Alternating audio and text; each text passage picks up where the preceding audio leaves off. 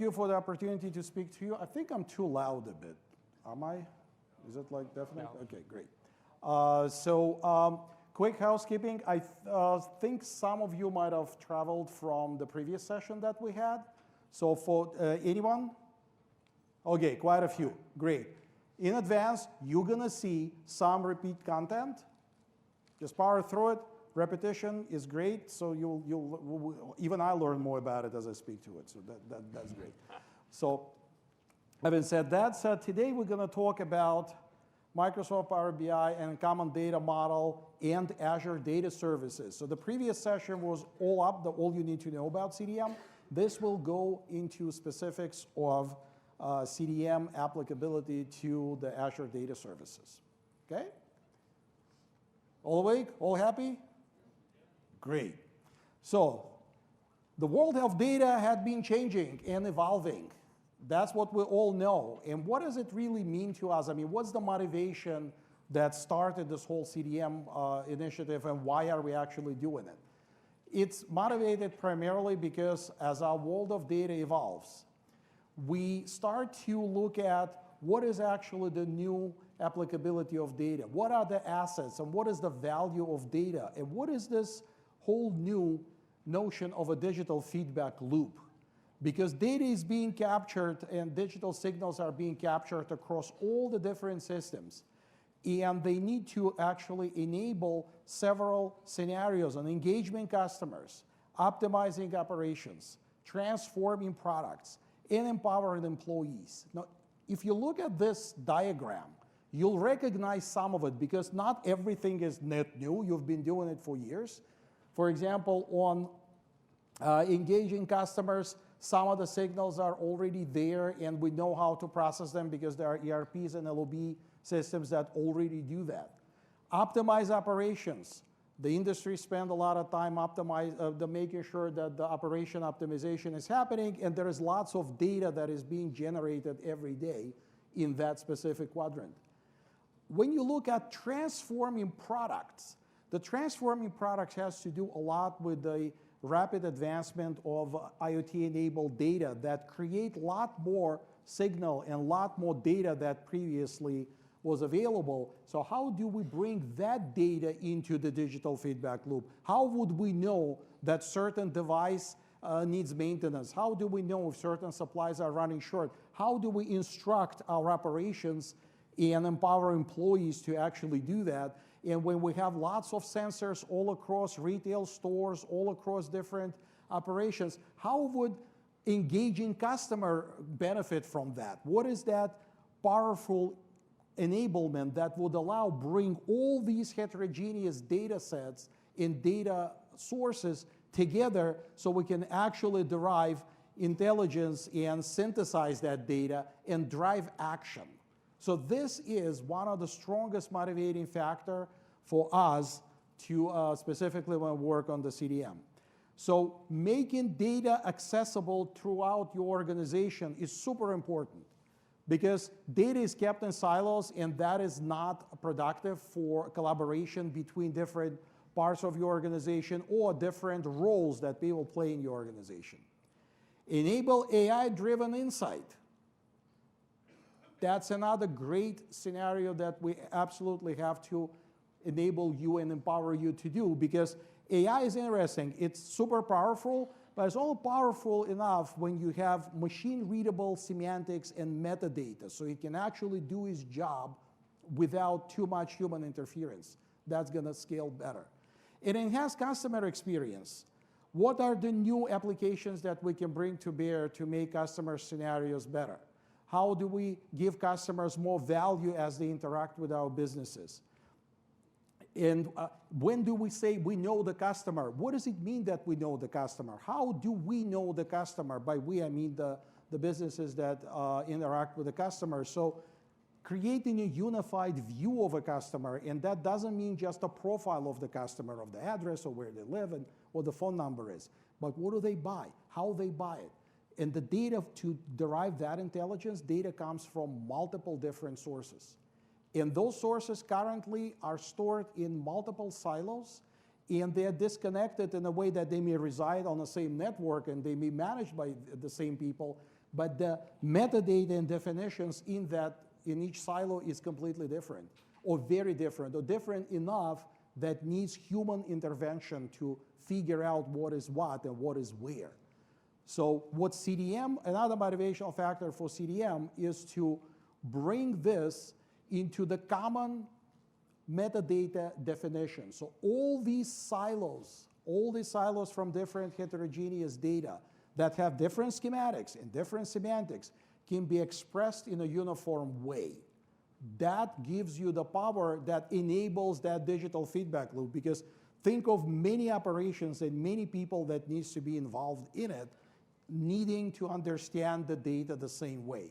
So that is the CDM, one of the CDM's objectives is to create a common language to enable these scenarios.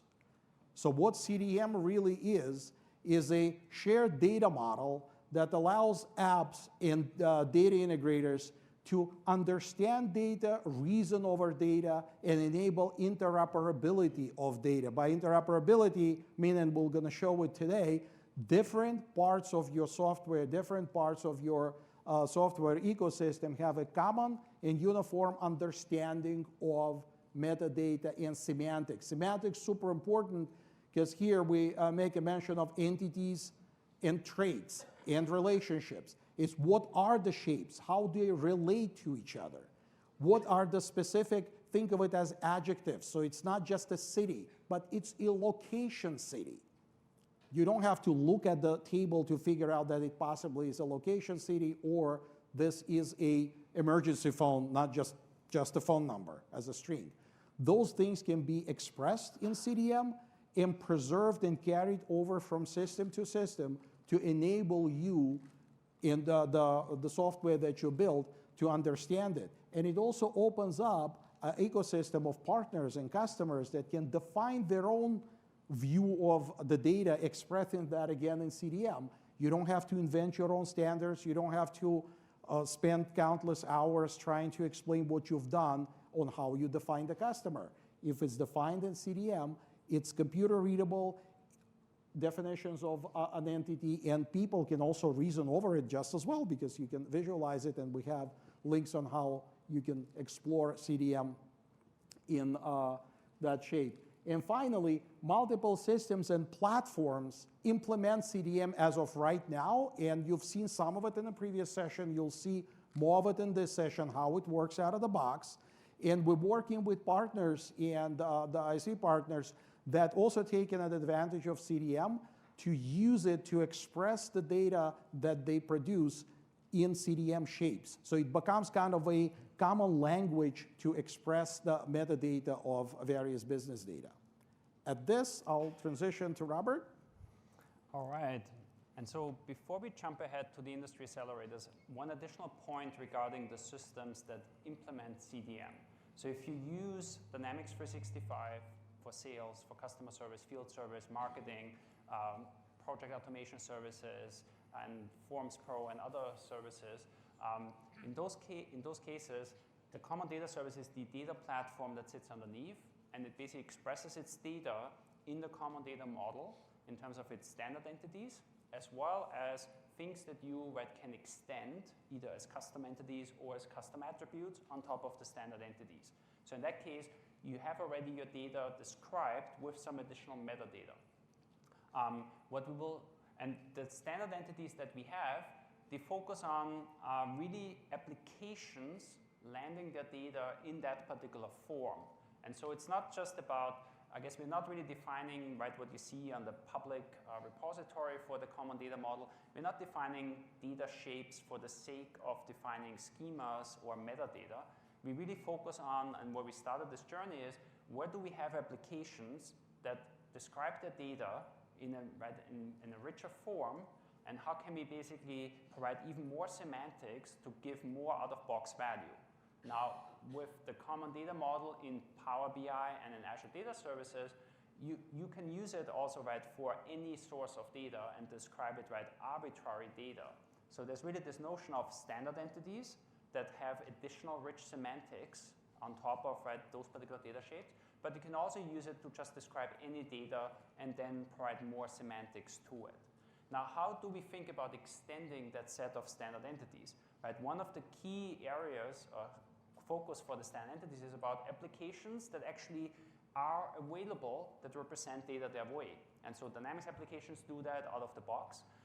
What we're also working with is industry partners in particular industry verticals. And so you see examples of the ones that are already released as well as ones that are in preview. And you see all the different partners that we're working with in these industries that have either their solutions already released on top of those extensions. We have done specifically, for example, for healthcare, and that area ultimately based on the HL7 FHIR standard, which is gaining momentum in industry.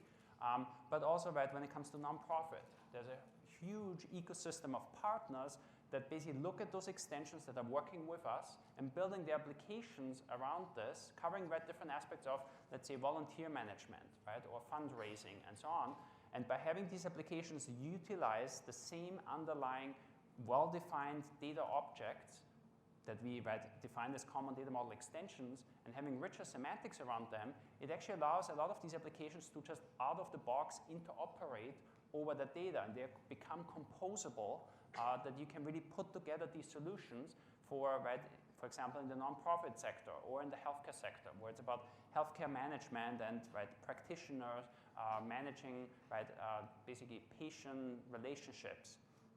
And so we've been doing work in this area. There's also sessions tomorrow that go into more details, specifically on the existing industry accelerators, as well as regarding future plans and roadmaps. So I will defer to those sessions tomorrow afternoon that provide more details on the further roadmap.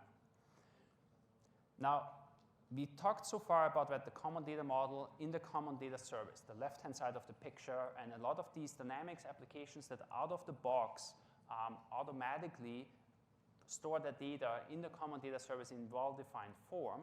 You can also use Power Apps as a no-code, low-code application development framework for mobile and web applications to build applications that ultimately interop with that same data because they all connect to the common data service, which manages that data. Now, this session is focused on how to drive further insights off of that data with Power BI, and ultimately also using the power of all the Azure Data Services, where in some cases, you may want to enrich your data with additional sources of data, or you want to use machine learning, or you want to do large-scale distributed processing, or create a data warehouse on top of that data. So how do we basically cover this broader spectrum? And so we'll go for this in multiple stages. And so the first step that I want to focus on is, okay, how do we bring the data from CDS, from the Common Data Service, where you have your business applications running, your Dynamics applications running, how can we bring this more easily into your data lake and automatically? And so what we have been busy building is an experience where from directly within the Common Data Service, we can push data to your storage. And for that one, I'll just switch for a moment. And so here I am in, basically, this is the Power Apps Maker portal. I'm in my particular, I guess you see there's different environments. So Common Data Service manages your data and environments. You can use this to basically stage changes that you want to make in your application. You can have a production environment, you can clone it, test out some changes, bring the delta back in your production environment, all those things. So everything is encapsulated in environments. In this particular environment, I have certain data entities that are already there, pre-populated. So you see there's, some of these are standard entities like account, address, contact, emails, and so on. There's also some custom entities I have in here, So those, if I install applications, they may bring additional entities. But really what I'm after is I want to create insights over that data, and I want to do it as easily as possible.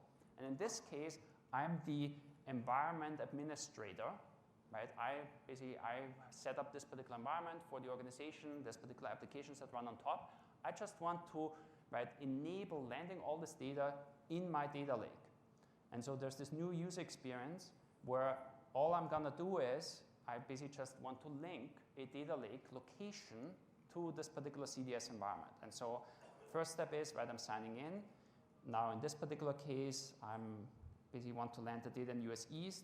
What you see here is still the slightly more advanced mode. We are definitely thinking of also an easier experience where all you tell us is, here's the region that you want to land this data. We auto-generate the resource groups in Azure for you. In this particular case, I showed the option where you have more control, where you can specifically decide, right, in what environment you want to do this. And all I have to do is, right, so I link the data lake storage account, and now I just pick the entities, right, the particular entities that I care about. Let's say I care about, right, appointment, article, and so on. So it's as simple as just selecting checkboxes. Now, ultimately, we'll also have an option where you can say, no, just land all data, right? Don't sub-select. Ultimately, just say all the data that is there, and if new entities get added, just automatically include them. But all I have to do is ultimately just say, I click Save here, and what's happening underneath now, and this may take, right, a minute or so, but what's happening underneath is we automatically, in that particular data lake storage account, we create the necessary structures to be able, right, to stage that data in a folder structure. We configure the common data service. We have a service that sits underneath. We configure that, okay, I decided I want to land these particular entities on a continuous basis, and I want to push them into my data lake, right? As an environment admin for this particular CDS environment, that's all I did, right? I had nothing more to do. It's basically as soon as this operation completes, it is effectively operationalized at that point. So there's no schedule I have to manage. There's no resources that I have to worry about, compute resources or anything. It was basically just turned on, and now, right, from this point on, I can go back, right, and can go ahead and manage later if I wanted to, but really, right, and you see already, it has already kicked off, right? So you see it was just a few seconds, but basically for some of these entities that I've selected, it's already completed. For some of them, it's still in progress. And so it's really, right, basically as soon as this is configured, data just starts landing in your data lake. And you can basically, from that point on, start to drive analytics, right, over this data. Now, how do you connect to that data? Ultimately, right, there is Power BI Desktop. Right, the data lands as a Power BI data flow in your data lake. You can connect to that data flow from Power BI Desktop. Right, I've pre-created this already where, okay, I connected to a location that I staged earlier, where, right, I can easily, right, visualize, and I had a few more entities here that I had, right, landed from that environment, where I pre-staged this and basically created a report that gives me, right, certain insights into this. We have a segment later where we dive deep into Power BI data flow, so I will not go too deep here. But this is really, right, one of the new areas of, I guess, new capabilities that we are integrating directly into the common data service of how do we make it easier for you to basically, with a turnkey click, generate insights. Now, when you generate these insights, Power BI is a great tool for no-code, low-code, right, transforming of data, visualizing data, analyzing data, and so on. But sometimes, right, you may want to do, right, use the full power of Azure machine learning, and you want to enable collaboration between your business analysts and your data engineers and your data scientists. And those are, right, those kind of roles in your organization, they often have their favorite tools. They often don't talk much to each other. So, right, getting them to collaborate becomes really difficult because the business analysts, right, use Power BI Desktop, created, right, their initial visualization of data, but then they realize, okay, they need to do something more, and maybe, right, they have some of the skills needed, but not all the skills, and so they need help from a data engineer, from a data scientist. And so the data scientist, let's say, wants to use Azure Machine Learning, which is their favorite tool. How can they more easily make use of the work, the results of what the data analyst has created to begin with, right? Create basically a machine learning model, do some scoring, right? Enrich the data, and then make that data available again to that business analyst. And so what we have been focusing on for the analytical area is the notion of what we call CDM folders. Think of them just like folders, regular folders in a data lake or in a storage, except there's more in that folder than just raw data files. It also has metadata automatically associated with the data, and that folder becomes a self-describing data folder. So an example of this metadata is really simple things, such as, okay, you may have had a relationship, right? So the business analyst pulled the data out of different systems. There was an auto-detected relationship in Power BI.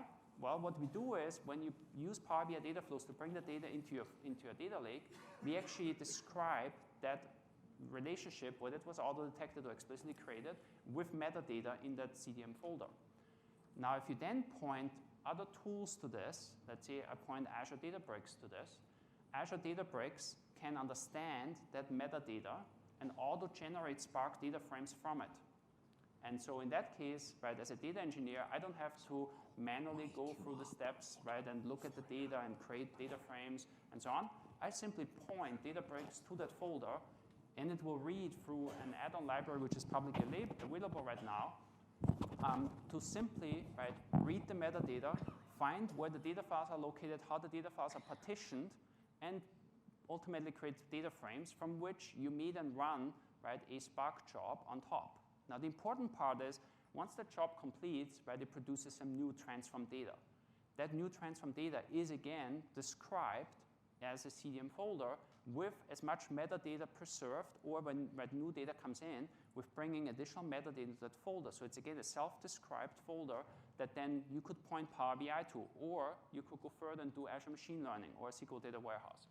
Now, in this particular diagram, and there's also the link to the public tutorial, this is available today, right? You can take this, you can follow this through with your own data step by step. There's basically detailed step-by-step instructions in the tutorial. There's libraries that you can use to kind of follow this journey.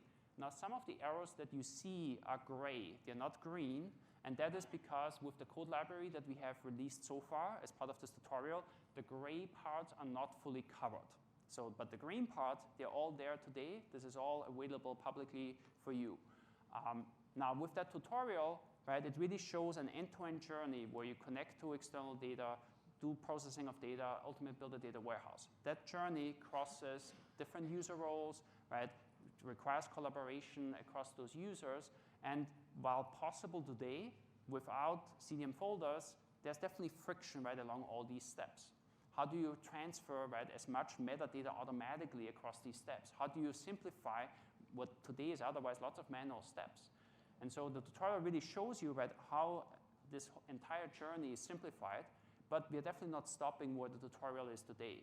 We are working on making sure that even the steps that you see today, that list will get shorter because we basically are working towards integrating a lot of this add-on functionality directly into Azure Data Factory, directly into Databricks, directly into Azure Machine Learning, SQL Data Warehouse, and additional services, such that it's just built-in functionality, and there's more and more things that we can do automatically based on metadata, and not just the basic metadata about, okay, you have a description of, right, a certain data entity, and you have certain maybe data types and relationships, which is more like structural metadata, but actually getting into the area of semantic metadata, of more deeply understanding the meaning of data.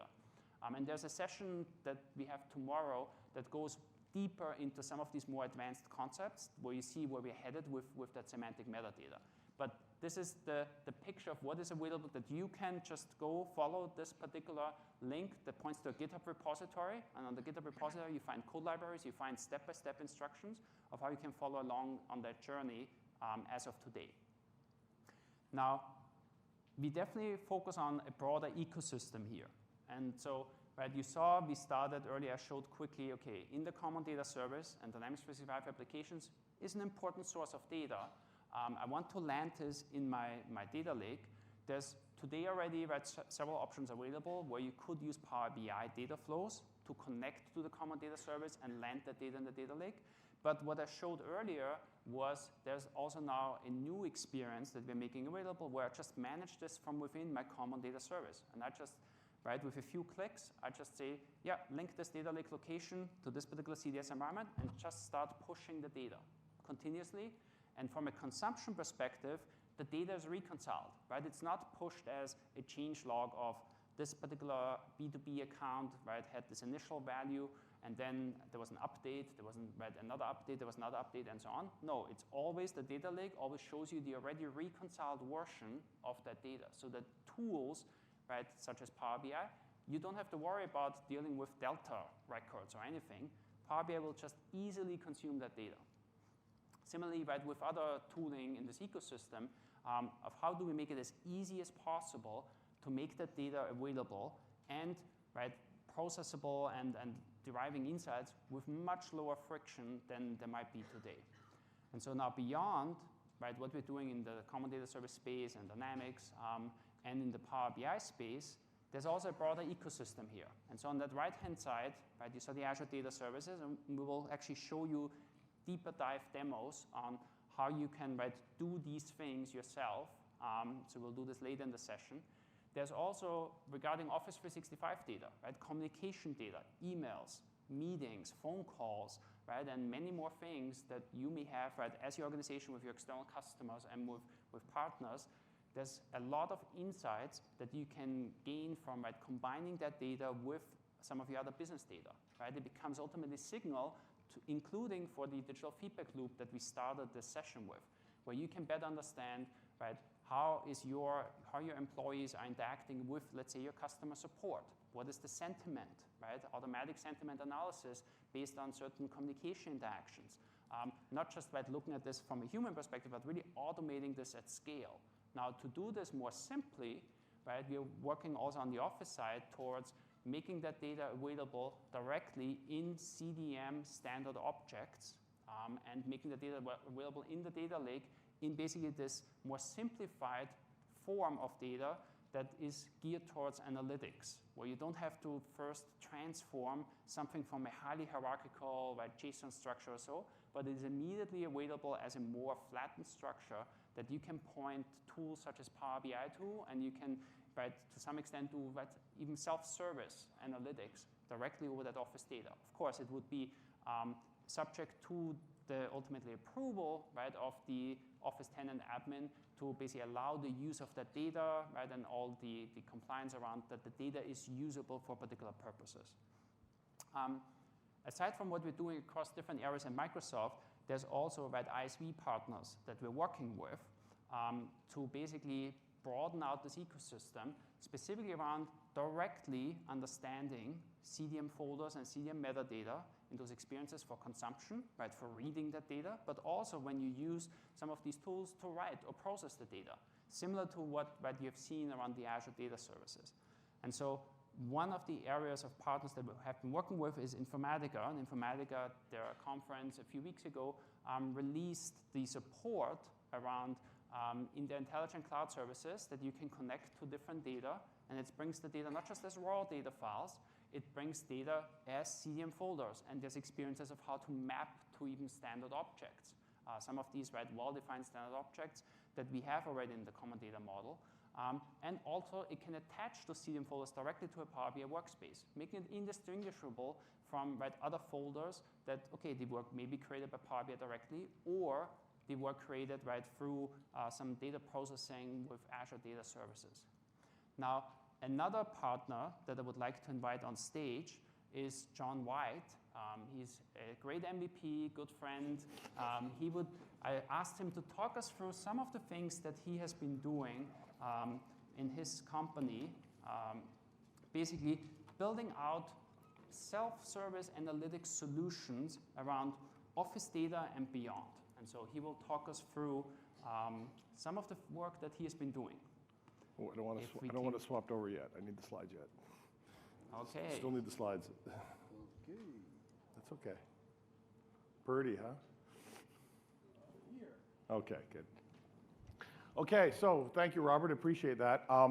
I can attest to the fact that that tutorial is good because that's what I used to build what you're about to see here. So that's how we started. So that. Produce the proof. That's right. That's right. And until those tools that do the flattening of the hierarchical storage are available, I had to do this. So, but to start out with, who am I? What are we? What is tyGraph actually? And the name of the suite of our products is tyGraph. We have analytical products for Office 365. So we ingest all manner of data from the graph, from the management API, from Yammer APIs, yuck, into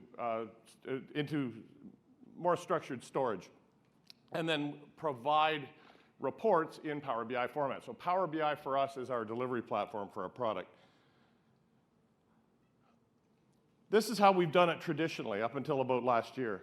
We have our own hierarchical harvester that calls out those endpoints, respects all the throttling, mind you, but it calls into graph, et cetera, and persists that data in a SQL data, just basically an Azure SQL database. Runs a bunch of stored procedures for the ETL side of things, and then that gets loaded into Power BI data models. We obviously use Power BI Desktop to build those models, and then they're just consumed in a browser. Fairly straightforward. I can tell you it's a bit of a bear to run operationally. It's an awful lot of data, especially when you're running it as a SaaS service. This is what we're in the process of moving to, and part of this was inspired by Graph Data Connect, which Robert mentioned on an earlier slide, and that basically lets us pull data right now from Exchange out of the graph in a far more efficient way and land that in an Azure Data Lake Gen 2 storage. Actually, it doesn't have to be Gen 2, but that's what we're using Azure Data Factory. Until other workloads become available, we'll continue to use our harvester, or if our harvester is preferential. And we're now landing that data in the same Azure Data Lake Gen 2 storage. We then process all of that data with Databricks. Databricks, of course, now connects directly to the CDM folder.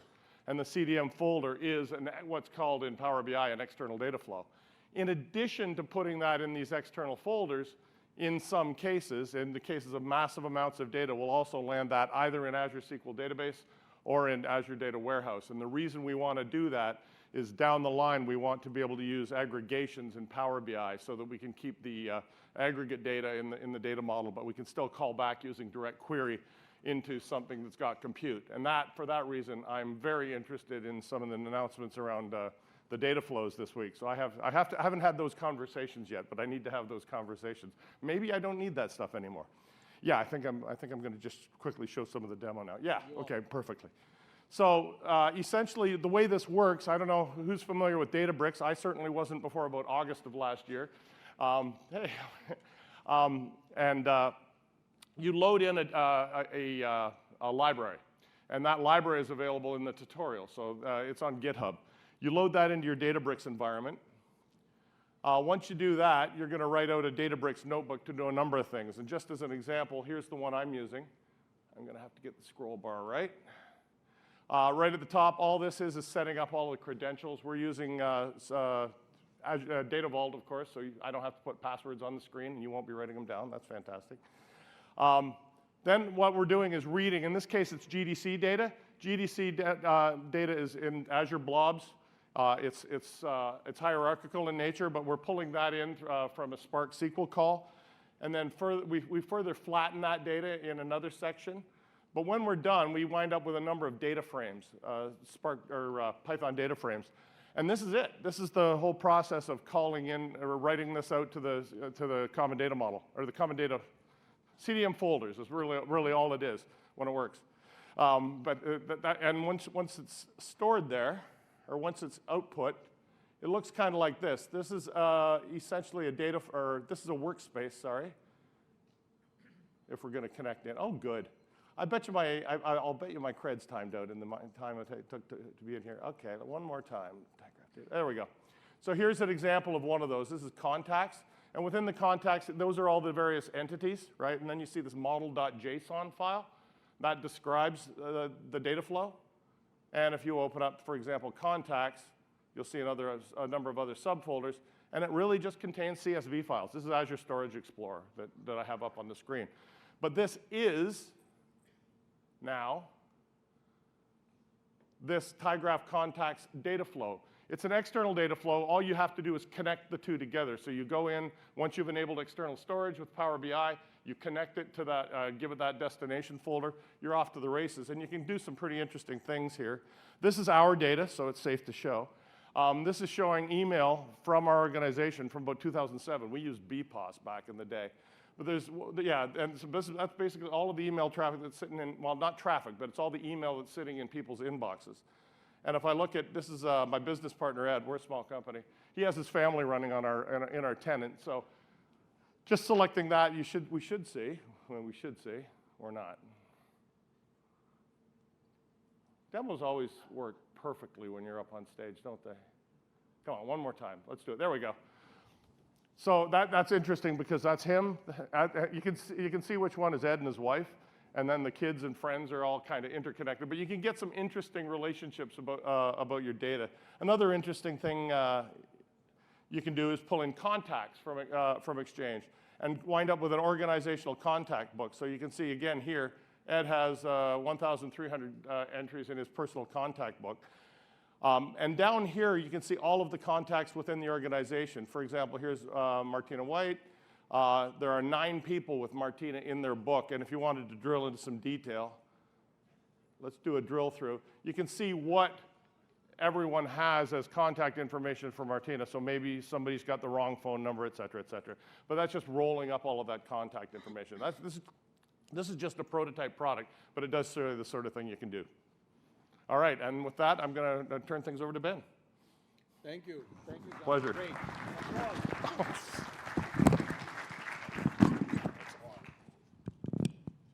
No, it's not.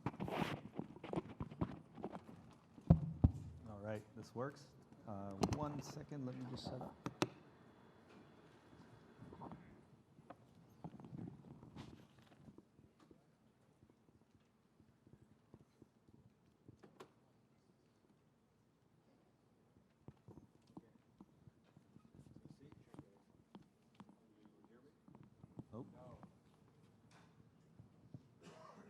Was working a second ago. Here we go. All right. Thank you very much, Robert, Greg, Robert, Oleg, John. So my name is Ben Sack. I'm a program manager on the data integration team. I'm not showing anything yet. On the data integration team, and I've worked on Power BI Dataflows and the integration with Azure Data Lake services. Today, I'm going to talk about pretty much what you've seen thus far, but take you through examples to show how simple it is to grab CDM folders that are in the lake and then leverage them. Let's see. Sorry. I can't see the screen. This touch. Wait, sorry. Here we go. Okay, so. Okay, let me just duplicate the screen. That's going to be much simpler. Okay, awesome.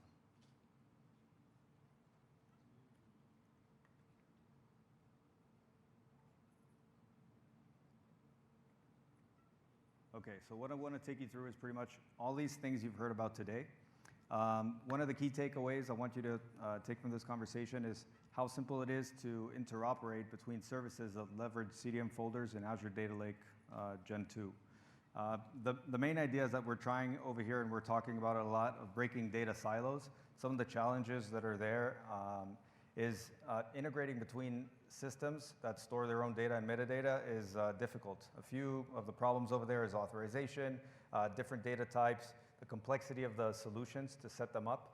And there's plenty more, but with CDM and ADLS, these barriers can easily be overcome. In this demo, I'm going to show it. What this does is it frees people time from integrating the systems and moving the metadata across into actually extracting value from the data, which is what we want people to focus on. So let's kind of give you an overview of what I'm going to show today. If you're interested, you've all heard about this. Oh, I can't show this. Let's see. Okay, so everything I'm showing over here today is available online in this GitHub lengthy tutorial that you can get started with right after this session. So I'm going to put my business analyst hat now on, and what I'm going to do is leverage Dataflows. These are data prep capabilities within Power BI that allows business analysts to connect to data sources using Power Query online and then perform a few transformations. Because my administrator set up Power BI to be connected to the Azure Data Lake of my organization, any data that the Dataflow brings in is going to be stored in CDM folders where it can be consumed by other Azure Data Services. So in this example, I'm going to show how Databricks can read the CDM folder and then process it, transform it, and then once it's done, it's going to write this data into the lake, into CDM folder that I will then add to Power BI, and you can consume the data there in a data set and then use reports and dashboards to kind of visualize it. So with that, actually maybe I won't take a risk, and I will just demo directly from here. Okay, let's switch gears. Okay, so I have an environment set up, and I have a bunch of resources there. I have my Power BI, I have my Azure Data Lake stored in 2, and then my, okay, I hope this will be okay. And then I have my Databricks cluster. It's ready to pretty much run a notebook that I have prepared in advance. So let's just get started. Let me create a workspace. Whoa, switch to Hebrew over here. MBAS demo, and then in the advanced section, I want to enable Dataflow storage. What this does is any data flow created in this workspace will be stored in my organization's data lake. So as soon as this workspace is created, I can skip and go create a brand new data flow. I want to add new entities. And in this demo, I'm going to connect to my SQL database. Here we go. Let me just copy paste over here.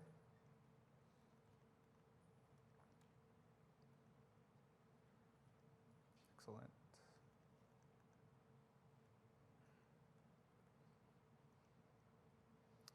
Okay, great. So I've connected to this database before, so Power BI remembered my credentials. I have a bunch of entities that I can connect to. Let's select a few.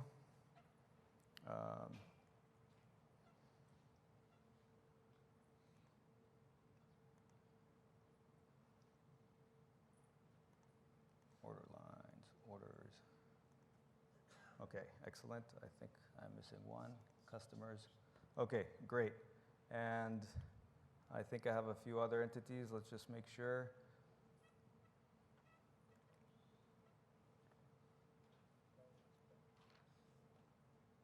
I think it was stock items. Let me see. Package types. Okay, awesome.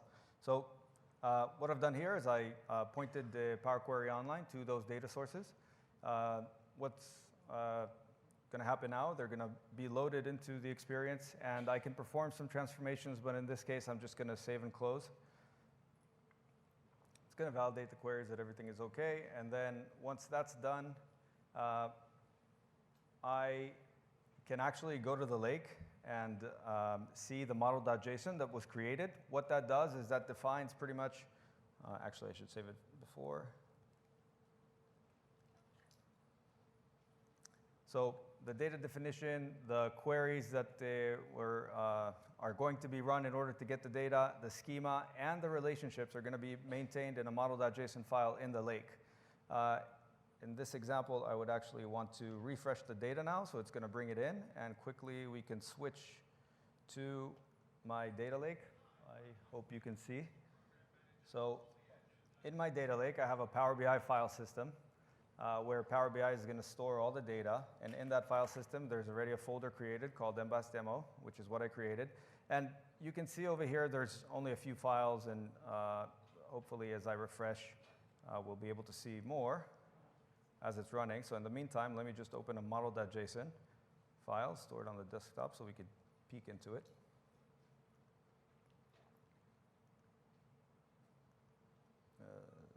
Here we go.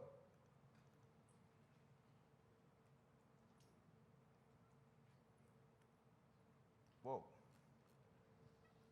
That's a lot of... This is very exciting to see what kind of more you want me to look for. Here we go. Yeah, so what you have here is pretty much this is the data flow, what Power BI creates. So part of this talks about the steps that it took to create the data. And this is application specific. Power BI uses this in order to, when it refreshes, it wakes up and it looks at what's written here in order to refresh. But then the other piece is what is consumable by all other services that are CDM folder aware. And let's see if I can zoom over here. Okay, let's, I'll zoom some other time. But what I wanted to show you is that there's all the entity metadata here, and then also the relationship metadata that was obtained from SQL. And then for each entity, there's going to be the schema. And then finally, once this refreshes, it will also contain links to the partition files where the data is stored. So if I go over here and hit refresh again, more and more of the entities are already populated in the lake. Let's see where Power BI is at this moment. So it's still refreshing. This would be a good time to switch to Databricks. So there's a lot of things you can do in Databricks. In this example, it's going to be pretty simple. I'm going to point Databricks to the CDM folder that I just created, load the data in those entities that I put in the lake into data frames, perform a few transformations, and then write them back to the lake. So let's say go to my Databricks workspace where I have this configured, and we're going to have to input a few parameters over here. So first off is the path of where the CDM folder is located. And as I refresh, you'll see more and more items are going to show up over here. So what I'm doing right now is I'm grabbing the path of the CDM folder in the lake, and I'm going to put it in Databricks. Now, one thing to note over here is that Power BI uses ACLs to authorize people in Power BI to the CDM folders. So that pretty much uses my AAD identity in order to read and write the files from the lake. But in this example, Databricks, I've created a service principal, so an application that can read data from the lake. And before this demo, what I did was I set up the lake, the Databricks service principal that is being used here and hidden, can actually access these files. Next up, I want to tell Databricks where it should store the output data. So let's put it in Embas demo. And quick detour to Power BI desktop before I go and run this example. So because Power BI stores the data flow and it is already processed, what I can do is I should already be able to access it from Power BI desktop. All I want to do is show you right now how data flows are represented. Under Embas demo, I should already have that data flow. And I have the entities here. So this is one of the cool things about CDM folders. The data that is represented by each of these entities can actually span across multiple files. So Power BI data flows using CDM folders abstract you from the fact that there could be 1 or 10 partitions for the CSV file. The reason I'm telling you this is because when I add a CDM folder to Power BI, all I need to be concerned with is the location of the CDM folder, and the rest will be taken care of. And that's one example of the power of the CDM folder standard.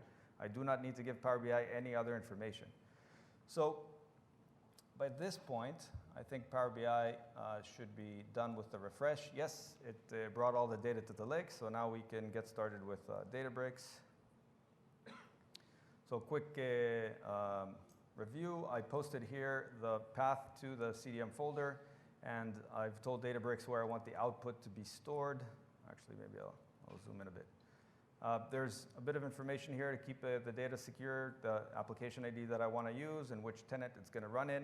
And then the rest is just the magic. So I want to build a sales order data frame. And because Databricks is integrated with a library that we provided, this is all that's needed in order to grab the data in each one of these entities and load them into Spark data frames. So for each one, it pretty much says what entity that should be created. So all of these is about loading tables, and then the rest is about Databricks performing some computations, adding columns, joining the tables. This is all going to happen very, very fast, so I'm just showing you that there's actual steps here. And then once the computation is done, for each one of the data frames, it's actually just going to go and use this function to write the data frame to an entity in the CDM folder. So with that, let's just do one last thing. Let's go to the Databricks file system and see that there's nothing there other than my previous attempts at this demo. And let's run this. Oh, that's the history. Okay. So now this job is going to be submitted to my cluster that I set up before. It's running one command after the other.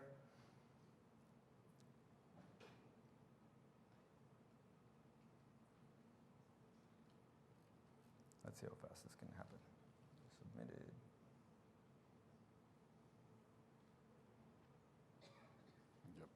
Yep. Okay, so pretty much it finished everything.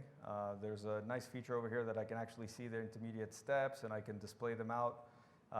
Databricks notebooks can be shared. Oh, what I've probably done here is I forgot to bring a few entities. So the nice thing about this is that it actually is going to continue. So some of the entities that I have here, I did not put in the lake. But for the others, let's click refresh. I have a CDM folder created here. And it has all these entities, which, I probably forgot to bring a few entities. But what I can do now is I can go over here and copy the CDM folder path after this data has been processed, and then go back to Power BI, not desktop.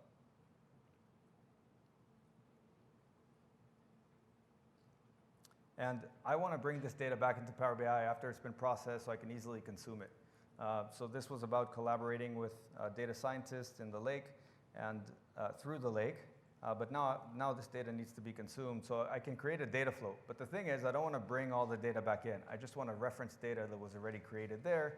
And so I'm going to create a data flow from a common data model folder. And let's call this,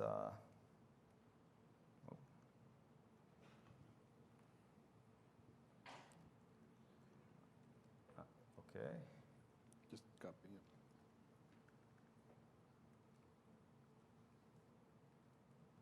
Okay, and now it has a name, a description, and I gave it the CDM folder path.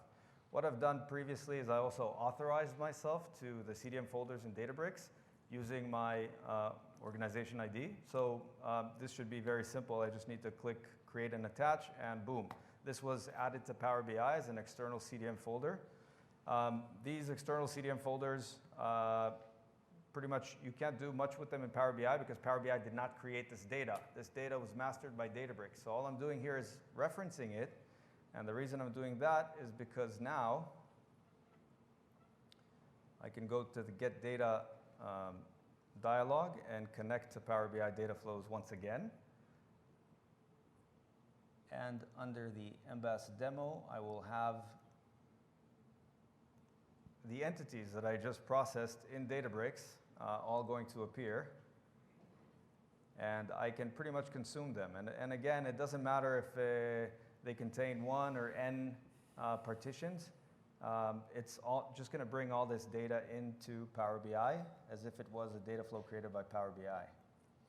So if I show you over here, each one of these will have snapshots, but the CSV files and the model.json that we saw before. Now there's going to be a different model.json that has the schema of the data that was outputted. So if I dropped columns, added columns, it's all going to appear over here.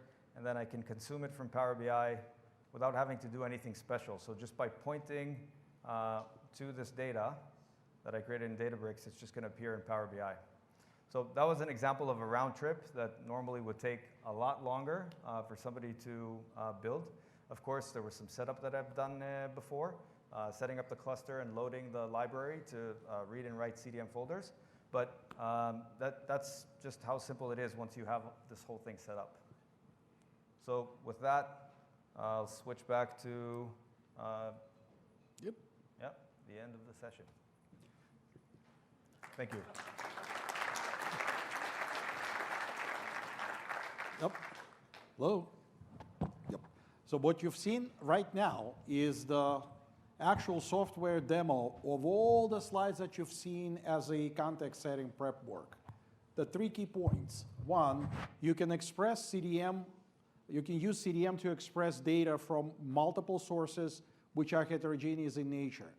Second point, you can enable interoperability between very different things like Power BI and the Databricks and all other data services in Azure that can operate over the same data or expressed in the same way and reason over it independently. So you can have people with different skill sets collaborate over the same over the same schematics, coming over the same data. And third, you can now have extra intelligence or extra knowledge or extra signal, if you will, to enable your decision making in a digital feedback loop just created by yourself, by various people. That's the value, and that's what we try to show you in this.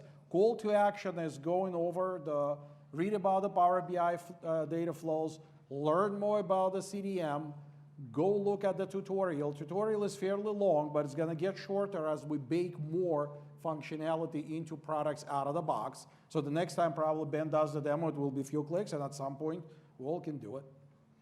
And you can explore entities in a graphical way, so you can learn all these attributes and traits and the entity properties themselves and how the relationships are expressed.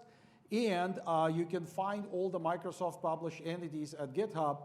Again, I'll emphasize it at every talk that we make. You're not limited by what we have published. Treat it as a reference point. Learn about it, use it, extend it, create brand new ones that you think are better. Just use CDM as a language, as a way to express schemas. It's nothing more than that. This is the way for you to enable expressing your data. Now in Q&A with excitement, we need to be cognizant of time because some folks need to run somewhere. Questions? Yes, but there is mic closer to you, so it's like with airplanes. Your nearest exit may be behind you. Is this turned on? Sure. Yep. So I know the library for Databricks is for, I think, cluster version 2.3, or a very old cluster. Is there a plan to update the library for Databricks? Because that tutorial doesn't work right now, I don't think. Last week it didn't work. Yeah. So yes, there are plans to update. What we can do is, let me approach you right after the session. I can give you a trick to get ahead of that, but we are working on updating all the libraries to the most recent version. Perfect. And just one more quick question. Would there be a way to detect when files change in Azure Data Lake to trigger a Databricks workflow to execute inside Power BI? So not using Data Factory. So that's a great question. So there's a few pieces that can help you make that happen, and also features. So some features from Azure Data Lake will allow you to detect data change events and then wake up and kind of go and read data that's changed. Power BI APIs allow you to orchestrate, refresh, or adding CDM folders. And all of this can be orchestrated by Azure Data Factory if you write some custom code. Of course, we would like to make this much simpler. Based on the priority, and if you submit requests to ideas@powerbi.com, we'll try and prioritize it. But in the end, we'd like to have full eventing between these systems. Excellent. Thank you. The other side. Quick question about, can you connect to multiple data flows in Power BI? Like we created external and one with Power BI itself. So if I have to connect to create a data set in Power BI, can I connect to multiple flows, data flows? Yes. Okay. You can build a data set from multiple data sources. Data flow is just a data source like any other. So just think about it as just a connector. Okay, thanks. Okay, so we're gonna wrap up. Yep. Maybe I can come over. Quick question. Okay. I saw a lot of CSVs. Does that mean you guys are going away from Parquet? So we're familiar with the ask. So it's in a pipeline, but there's no specific plan when we can basically tell you that it's going to be enabled. But we're deeply aware of that Okay, thank you. format. Yep. Sorry.